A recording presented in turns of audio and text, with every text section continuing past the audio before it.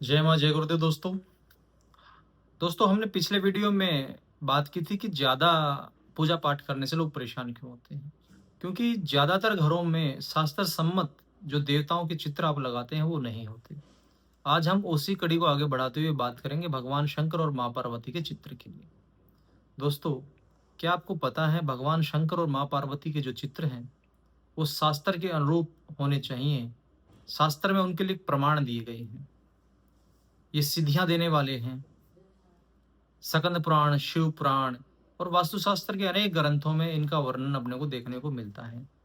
जब भगवान शंकर और माँ पार्वती का फोटो आपके घर में उचित विधि अनुसार हो, तो ये आपको सिद्धियां, समृद्धि, सुख, शांति और आपके गृहस्थ जीवन को बहुत आनंद के लिए लेके जाता है। इसलिए आपको हमेशा देवताओं के चित्र को चुनने में सावधानी बरतनी चाहिए। भगवान शंकर और माँ पार्वती के फोटो को चुनने में बहुत सावधानी बरतनी चाहिए।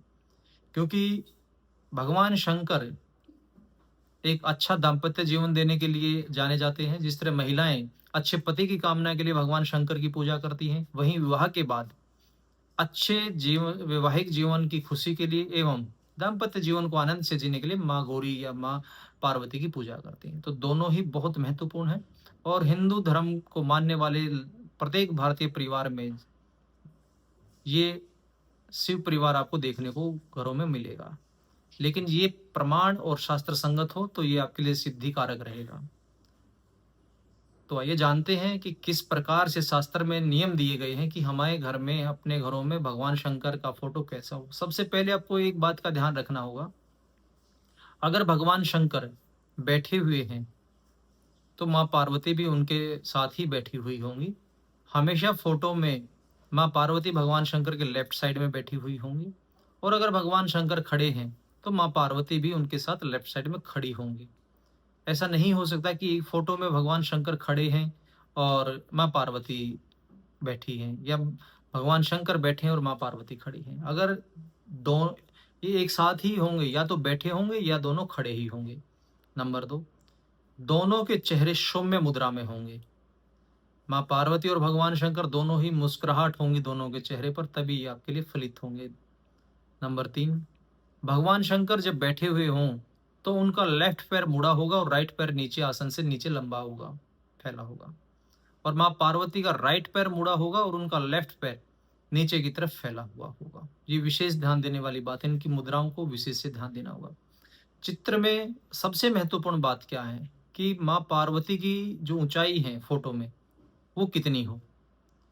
आपकी ठोडी से लेकर और आपके ललाट तक माँ पार्वती की हाइट होनी चाहिए। अगर बैठे हैं या खड़े हैं, दोनों ही कंडीशंस में माँ पार्वती जो है या तो भगवान शंकर के ठोड़ी तक आए, या जहाँ नासिका खत्म होती हैं आपकी वहां तक आए, या फिर जहाँ ललाट आता है वहां तक आए। तभी ये प्रमाण के अनुरूप बनते हैं। शास्त्रों में यहाँ तक कहा गया है कि अगर भगवान शंकर और माँ पार्वती का फोटो चित्र जिसकी आप पूजा करते हैं, अगर वो शास्त्र सम्मत ना हो तो वो महाविनाशकारी और कलहकारी होता है। वो आपके पूरे दाम्पत्य जीवन को परेशान करता है और कष्ट देता है। इसलिए आपको इन चित्रों को चुनने में बहुत सावधानी बरतनी चाहिए। और एक बार आप जरूर अपने घर के मंदिर को चेक करें कि ये जो चित्र आपने, जिनकी आप पूजा वर्षों वर्षों से करते आ रहे हैं, उसमें ऐसे कौन कौन से गुण हैं। और इनके साथ में नंदी देव भी होंगे, विघ्नहर्ता भगवान गणेश भी होंगे, कार्तिकेय जी भी होंगे। तो सबसे जरूरी बात, आप मोटे मोटे चीजें को एक बार फिर रिवीज कर देते हैं कि सौम्य मुद्रा में होंगे, बैठे या खड़े दोनों एक ही कंडीशंस में होंगे। और इन बातों के साथ जब आप ध्यान रखेंगे, अब इस बात को मैं मनुष्य के साथ जोड़ के देखता हूँ। आप कभी भी अपने चारों तरफ देखना, जो देवताओं की प्रतिमा होती है ना, देवताओं की प्रतिमा मनुष्य के लक्षणों को भी प्रदर्शन करती हैं। जिस तरह की देवी देवताओं की पूजा आप करेंगे उसी तरह के गुण आपके परिवार में, घर में देखने को मिलेंगे। अब यहाँ माँ पार्वती और भगवान शंकर के माध्यम से मनुष्य की जीवन साथी यानी कि उसकी स्त्री के बारे में भी बताया गया है कि आपके जीवन की जो अर्धांगिनी है, आपकी लाइफ पार्टनर है या आपकी महिला मित्र है, उसकी हाइट आपकी ठोडी से लेकर आपके ललाट तक ही होनी चाहिए। अगर वो आपके ललाट से बड़ी है, आपकी लाइफ पार्टनर या आपकी महिला मित्र, या आपकी ठोड़ी से नीचे रह जाती है, यानी कि उसकी हाइट आपकी गर्दन से छोटी है, दोनों ही कंडीशंस में वो आपके लिए दुखदायी, कलहकारी और कष्टदायक रहेगी। जनरली सामान्य रूप से कोई एक आध केस छोड़ दीजिएगा जहां आपको लगता है कि वहां ऐसा नहीं है, क्योंकि वो दूसरी चीजें कहीं ना कहीं बैलेंस करती है, मगर ज्यादातर केसेस में आप देखिएगा जिनकी धर्मपत्नी की हाइट उनके कंधे से नीचे, यानी कि उनकी ठोड़ी से नीची है, छोटी है, वो हमेशा स्ट्रेस में आपको दिखाई देंगी, या जिनकी हाइट, जिनकी धर्मपत्नियों की हाइट उनके सिर से ऊंची है, तो वो उनके सिर पे बैठ जाती है। ये भगवान शंकर और माँ पार्वती के चित्रण के हिसाब से शास्त्र ने अपने को ज्ञान दिया है। तो आशा करता हूँ आप लोगों को वीडियो पसंद आएगा, और किसी भी अपने इष्ट देवता के या देवी के बारे में आप जानना चाहते हैं तो आप हमें फिर लिखिएगा कमेंट में, जरूर उसके बारे में हम आपको बताएंगे। हर एक बात शास्त्र सम्मत मैंने आपको बताई है, शास्त्रों में इसका वर्णन है, अपने को प्रमाणित शास्त्रों में, मूल ग्रंथों में इसका वर्णन है।